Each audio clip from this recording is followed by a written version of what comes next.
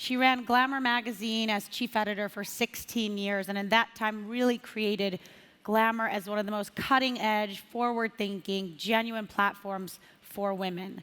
She's someone I've admired for so many years, and it's really a deep honor to be able to introduce some of my role models on stage. So please welcome to the stage our theme host for Change, Cindi Leive. Thanks, babe. Thanks, Cindi.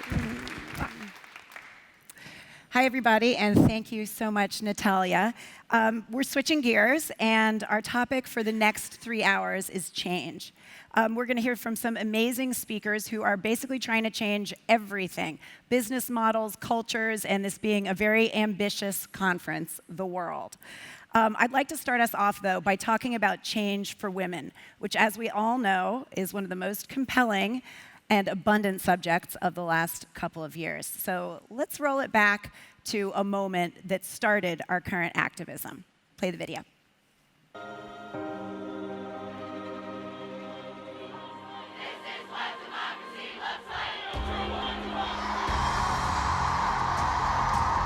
This is not a singular phenomenon. Women will be hidden no more. Like Susan, Elizabeth, Eleanor, Amelia, Rosa, Gloria, Condoleezza, Sonia, Malala, Michelle, Hillary.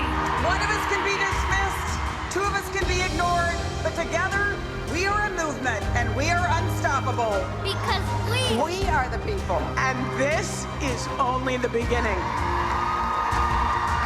In the words of the inimitable Ella Baker, we who believe in freedom cannot rest until it comes.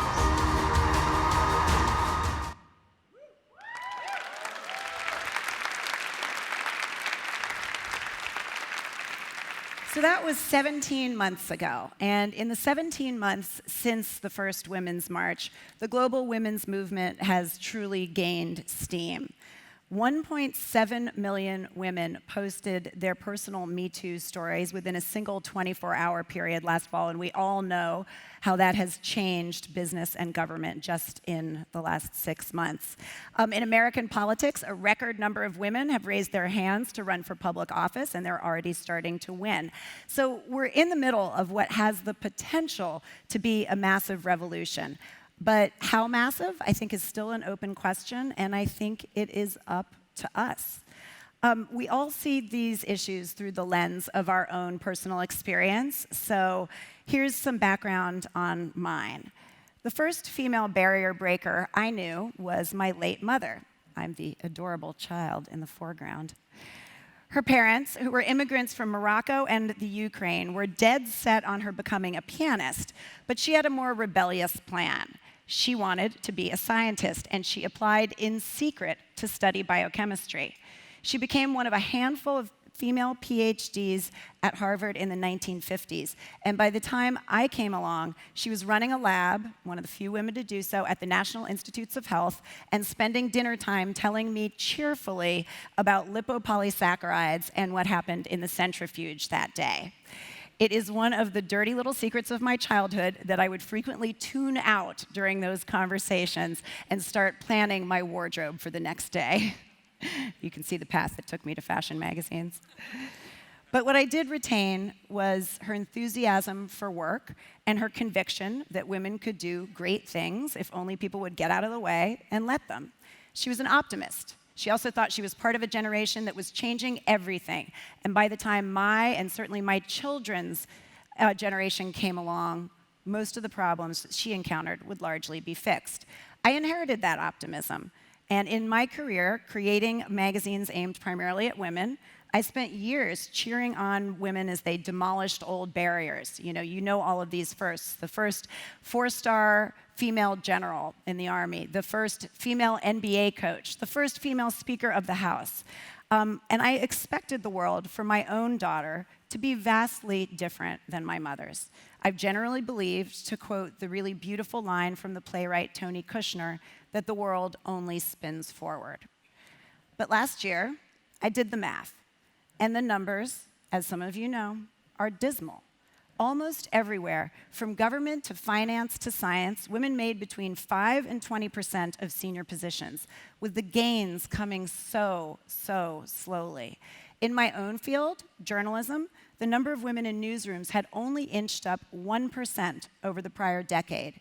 Female senior managers around the world, 1% up. Female government ministers, 2% up. Last week, the New York Times reported that in the US, the number of female CEOs on the Fortune 500 list has actually begun falling. In fact, there are now more men named John running Fortune 500 companies than there are total women. These aren't CEOs, by the way, these are just guys named John, but you get the picture. By the way, Swedes don't laugh too much at the US because somebody just told me backstage that there's something called the Anders effect. Yep, more men named Anders on your list than total women. As for the pay gap, it's closing, which is good, but the date by which women around the world will earn the same as men with the same jobs is now at 2234, which is roughly around the time our great-great-great-great-great-great-granddaughters, 8 generations, will be born. How could my daughter be facing the same obstacles as my mother did? We certainly have the brain power to fix these problems. I mean, think about what we've heard at this conference. In the last 10 years have brought us VR and cryptocurrency and self-driving cars, which I'm still personally very nervous about, but never mind. We as humans know how to innovate, and this is something that deserves our full attention because the advancement of women will benefit everybody. Businesses with the most women on their boards do better than those with the least. Legislatures with more women experience less gridlock and get more done. And communities where girls are educated as fully as boys appear to prosper more. Equality is not just an ideal, it is the simplest way to make our world better. But to get to real equality between women and men, we have to do several things. And honestly, these are things we have to do if we're trying to affect any kind of change in the world. We have to keep our eyes on the numbers. We have to not call off the charge before we've really gotten things going, which is a normal human tendency. And we also, most of all, have to be humble. After all, nobody thinks that they are sexist, but the research is now pretty clear that we all have our stuff. Did you know that parents of boys, even mothers of boys, are more likely to Google, "Is my child a genius?" than parents of girls? And on some level, we're more likely to see signs of brilliance in males and females as they get older. That subconscious idea that men are more potentially outstanding persists. We've all kind of internalized this idea of what a leader looks like, and he looks like that guy. Not these guys, that guy up at the top. We've heard on this stage compelling women in business talk about the importance of changing that image. But I think it's just as important for each of us to look inside and call ourselves on our own biases. One of my own wake-up calls came when, as a magazine editor, I commissioned a study of the creators that my magazine was using to produce its issues.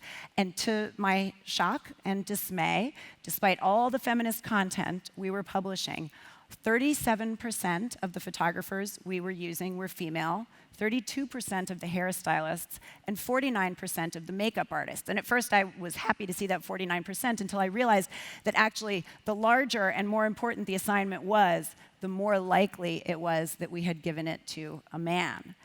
Our numbers were typical for the industry, and the reasons behind them were complex. Fashion photography is very male-dominated. Some celebrities were requesting men, but all those reasons were infuriating, and none of them was an excuse. So we published the numbers. We swore that we would try to do better, and most of all, I learned a lesson in humility. One of the many reasons that the current trendy term woke bothers me to describe somebody who's enlightened about these issues is that it implies that there are those of us who are enlightened and there are those of us who are clueless. And the truth is, so many of us are somewhere in between. We're always learning, always waking, as the expression goes, or at least we should be. So I believe that on this issue and so many, with integrity and commitment, and yes, importantly, humility, all of us in this room will not have to wait 8 generations for women's talents to be respected alongside men's. We certainly owe it to all the young men and women who are so fierce and passionate on this issue to do better. We owe it to ourselves to do better. And I still personally believe that the world does only spin forward, but that sometimes it needs a really good push.